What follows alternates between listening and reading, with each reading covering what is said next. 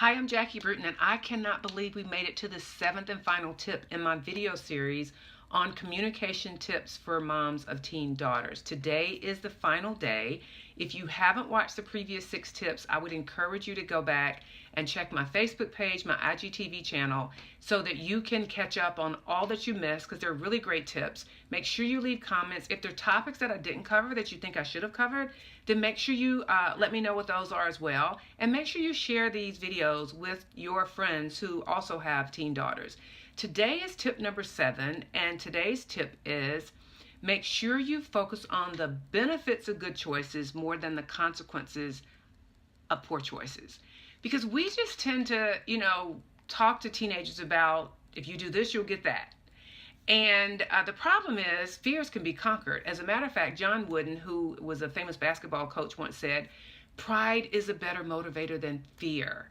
So if you can talk to your daughter about the benefits of not having sex and the freedom that comes from abstaining more than the consequences and the bad things that come from having sex, I think you have a much greater chance of convincing her to make a good choice in this area.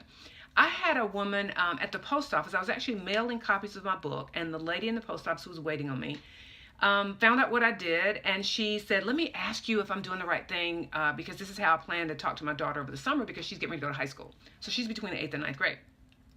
She said, I plan to go out and find pictures of the most diseased penis I can find, and I'm going to show it to her, and I'm going to scare her out of having sex. And I was like, horrible idea. Number one, because when you find pictures of diseased genitalia, those are extreme cases. People are contagious of STDs long before it gets to that point. As a matter of fact, many of the STDs don't even have any visible symptoms, but yet the person can be contagious.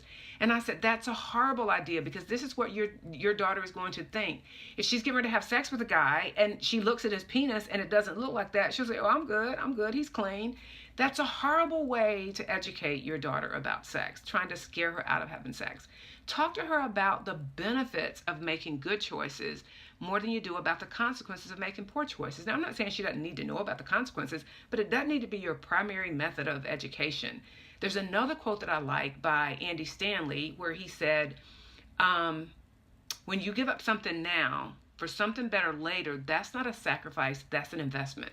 So talk to your daughter about investing in her future, about investing in her future marriage, investing in her future children, and why if you hold off having sex as a teenager, you increase the chances that when you do have kids, you'll be able to give your kids the best life that they can have.